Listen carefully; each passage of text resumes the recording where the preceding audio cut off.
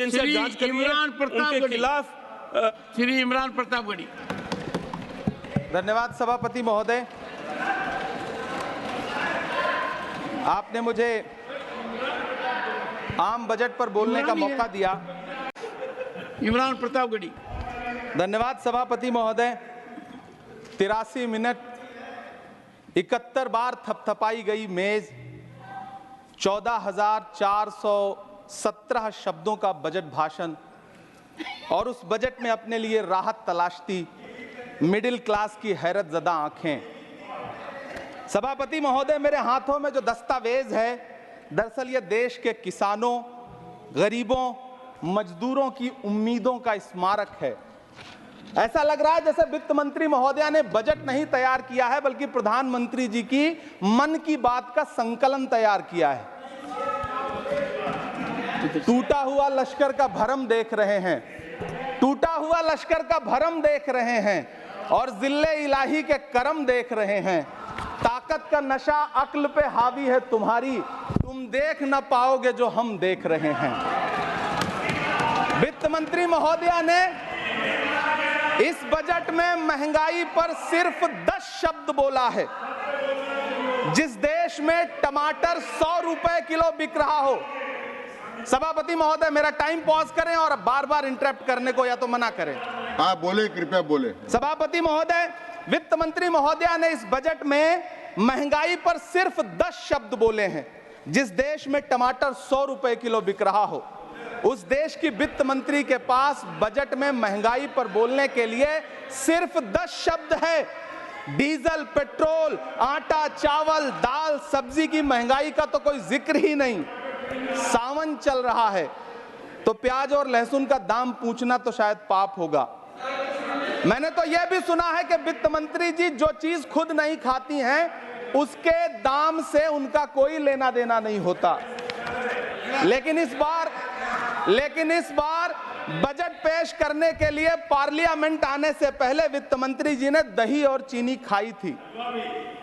अब तो उनसे यह पूछा जा ही सकता है कि उन्हें दही, दूध और चीनी का रेट तो इन दिनों पता ही होगा।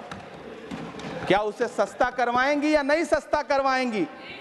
अगर पता है तो कृपया सस्ता करवाइए, क्योंकि इसी चीनी ने अमेठी में एक मंत्री महोदया का राजनीतिक कैरियर कड़वा कर दिया। सभापति महोदय, अपने शीश महलों में बैठे हुए सरकार के सांसद और मंत्री कह रहे हैं कि महंगाई कम हो रही है। संसद की कैंटीन से बाहर निकल करके एक चाय का कप खरीदिए, तब समझ में आएगा कि महंगाई कम हो रही है या बढ़ रही है। किसी एक दिन अपनी किसी मजदूर की तरह अपनी दिन भर की दिहाड़ी लेकर के बाजार जाइए और अपने बच्चों के लिए राशन खरीदिए, तब पता चलेगा कि महंगाई कम हो रही है या नहीं हो रही है। यहां बैठ करके बड़ी बड़ी बातें करना आसान है। ये चूनर धानी धानी भूल जाते, ये पुरवा की रवानी भूल जाते, जो आकर 4 दिन गांव में रहते तो सारी लंतरानी भूल जाते। सभापति महोदय, इलेक्टोरल बॉन्ड खरीदने के नाम छुपाने वाली सरकार, इलेक्टोरल बॉन्ड खरीदने वालों के नाम छुपाने वाली सरकार इन दिनों आम के ठेला लगाने वालों के नाम जानना चाहती है। मुझे तो होटलों, ढाबों या आम के ठेलों पर नेम प्लेट लगवाने वालों से पूछना है कि कभी खून की बोतल पर देखा है किसी का नाम लिखा हुआ? मुझे पूछना है कि क्या कोरोना के दौरान अपनी उखड़ती हुई सांसों के लिए ऑक्सीजन तलाशने वाले किसी इंसान ने ऑक्सीजन लाने वाले किसी इंसान से पूछा था कि ऑक्सीजन लाने वाला इंसान हिंदू है या मुसलमान है? मुझे पूछना है कि लावारिश लाशों के लिए कोरोना में कांधा देने वाले, चिताओं के लिए लकड़ियां सजाने वाले किसी इंसान से पूछा गया था उसका नाम, उसका मजहब? लेकिन इन दिनों पूछा जा रहा है। सभापति महोदय, अफसोस देश के प्रधानमंत्री जी ने कभी न टूटने वाली चुप्पी ओढ़ ली है। सभापति महोदय, जनता ने 63 सीटें कम क्या कर दी? ये सरकार तो अमृतकाल का नाम लेना ही भूल गई। ये भूल गई है अमृतकाल को, ये भूल गई है मनरेगा को, ये भूल गई है मौलाना आजाद नेशनल फेलोशिप को, ये भूल गई है मणिपुर को, ये भूल गई है महाराष्ट्र को। मुझे गर्व है कि मैं राज्यसभा में महाराष्ट्र का प्रतिनिधित्व करता हूं। महाराष्ट्र जो देश की आर्थिक राजधानी है, जो टोटल कॉर्पोरेट टैक्स का 40%, इनकम टैक्स का 32% और जीएसटी का 20% इस देश को देता है, उस महाराष्ट्र के लिए इस बजट में एक शब्द नहीं है। आप बैठ जाए। सभापति महोदय, आखिर महाराष्ट्र से किस बात का बदला लिया जा रहा है? महाराष्ट्र ने लोकसभा चुनाव में बाबा साहब अम्बेडकर के संविधान को बचाने के लिए वोट क्या कर दिया? प्रधानमंत्री जी तो महाराष्ट्र से बदला लेने पर उतर आए।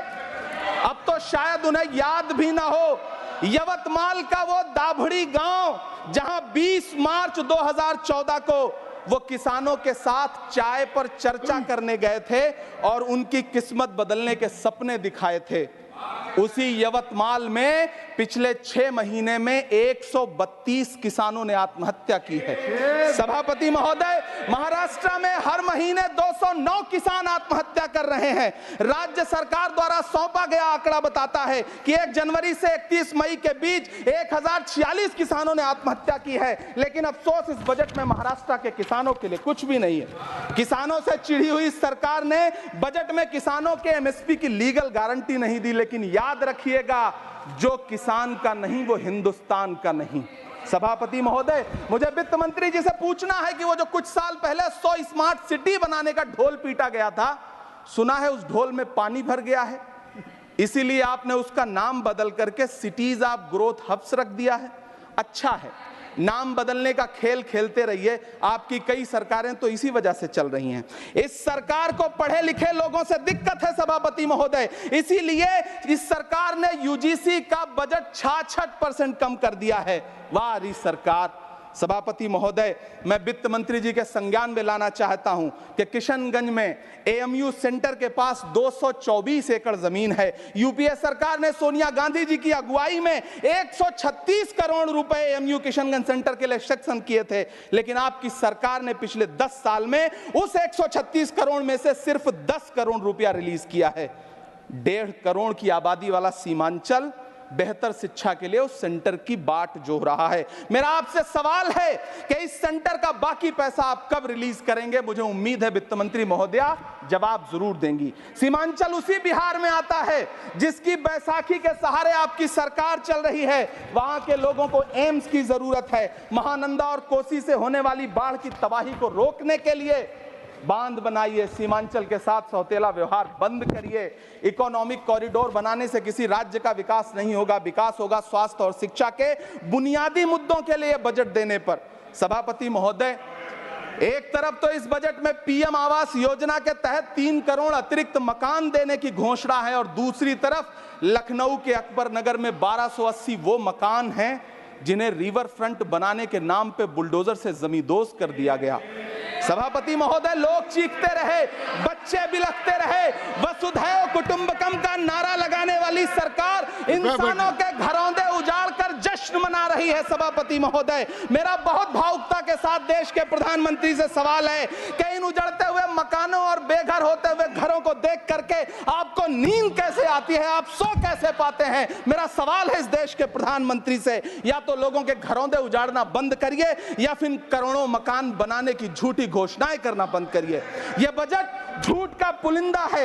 यह बजट आपके पिछले साल के बजट का कट कॉपी पेस्ट है। यह बजट हमारे चुनावी घोषणा पत्र की नकल करने की एक बेईमान कोशिश है। लेकिन कहावत है ना कि नकल के लिए भी अकल चाहिए। मेरे हाथ में एक तरफ न्याय पत्र है जो हमारा है और दूसरी तरफ अन्याय पत्र है जो आपका है।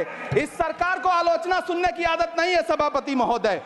जब आप इनसे सवाल पूछिए तो ये शांत रहे। आप बताइए 70 साल में आपने क्या किया है? मैं तो इस सदन में कहना चाहता हूं सभापति महोदय कि हमसे 70 साल का हिसाब मांगने वालों, जो सरकार अपना चलाया हुआ 2000 का नोट 7 साल नहीं चला सकी, वो हमसे 70 साल का हिसाब मांगती है। सभापति महोदय, मैं अंत में आपसे यह कहना चाहता हूं, यह बजट बैसाखी पर टिकी हुई सरकार का कुर्सी बचाओ बजट है। इस बजट में राज्यों के साथ, किसानों के साथ, नौजवानों के साथ, महिलाओं के साथ, देश के मिडिल क्लास के साथ अन्याय किया गया है और इस अन्याय का खामियाजा आपको महाराष्ट्र, हरियाणा और झारखंड के चुनाव में भुगतना पड़ेगा।